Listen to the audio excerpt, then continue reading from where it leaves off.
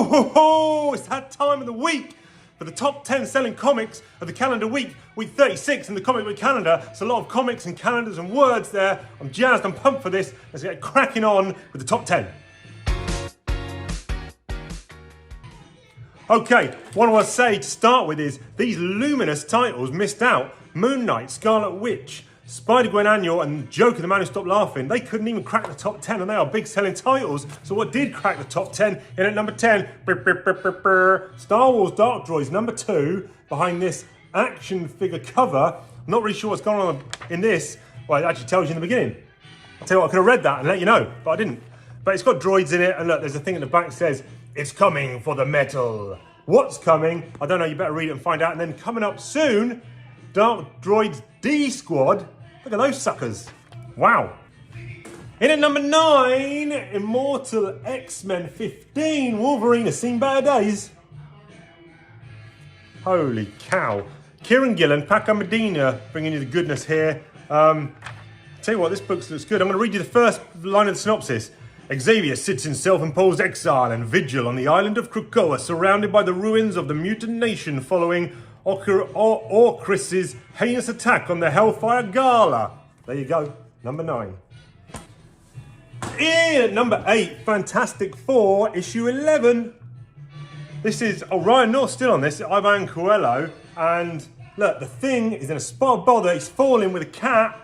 I mean, that's enough of that one. Let's move on to the next number.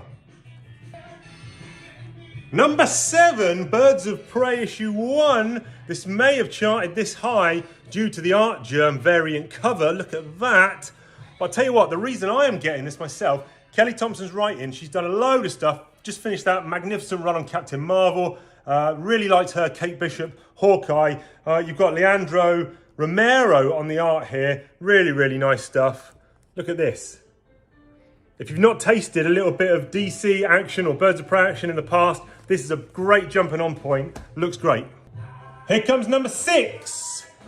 Poison Ivy behind a David Nakayama variant cover. Look at that. Poison Ivy is just continuing to do her stuff with plants and all that kind of stuff. I don't know, the Poison Ivy-ish stuff. Harley's in there, obviously. There you go. That rounds up the top 5. No, the bottom 5 of the top 10. I don't know what's happening. Let's go on to the top 5 of the top 10. I think so. That is eBay done. Number 5 in the top 10 is World Tree issue 5. James Tynion's new blockbuster smash hit continues in the wake of his Something's Killing the Children. Now, I must confess, as most of you out there, my reading pile is too big. I haven't got through it fast enough, so I've only read issue 1. It's about this kind of cyber virusy thing. I don't want to flick too far out. Whoa, you're spoiling yourself there, Chief. Don't do it, don't do it. Couldn't help myself, got to the end. There you go. I'm going to be reading issues 2 to 5, hopefully this week. But you continue to support this. It's the number 5 selling book of the week.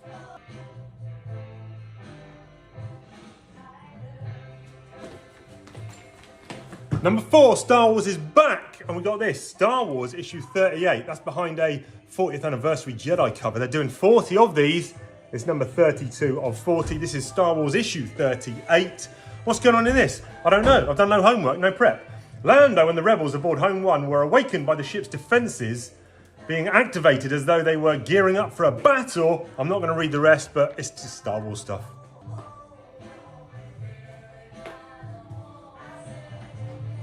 Oh, I didn't see you there. Look, in at number 3, X-Men, issue 26. Emma Frost, the White Queen, in a wedding dress for the ages with the Stepford Cuckoos here. But what's really interesting me, I'll be honest with you, the Kingpin's in this. Who's she marrying? I don't know. What really interests me in this is actually an advert for Catwolf and the Howling Commandos with a cover by Ryan Brown.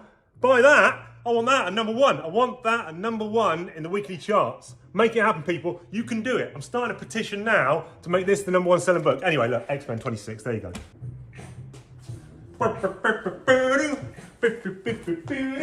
Chief is doing a dance. Chief is doing a dance. I tell you why I'm doing a jig. I'm doing a dance because the pesky arachnid, he may be in the top 10, but he is not number 1, people. Woo, it's a good day. It's a good day to be alive.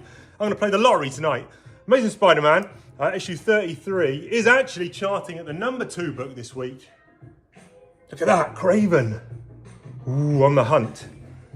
Zeb Wells, Pat Gleason, big fan of Pat Gleason. My favourite of his work was on Green Lantern Corps way back in the day, but he's doing great work here. Is this going to ship bi-weekly for the whole year? Maybe. Now listen, that can only mean one thing. Chip Zdarsky's finished his Daredevil run, but he's not done with superheroes. He's not done with capes and cows because he is at the forefront with Batman 137. It's returned after the 2 months off for Night Terrors. Here it is, Batman 137. Gotham War Part 2. It's part of a massive storyline. Plenty of crossover, plenty of books to get involved in. So ask your local comic book shop or go on the Google machine and find out which books are part of this storyline. Jorge Jimenez is back on the art. This looks gorgeous. Get involved, Batman, your #1 selling book of the week. That is it for now, people. Join us next week. There's going to be more videos from Tom and all that kind of stuff. We'll see you in store. We'll see you on Whatnot. That's it. Take care. Have a good one.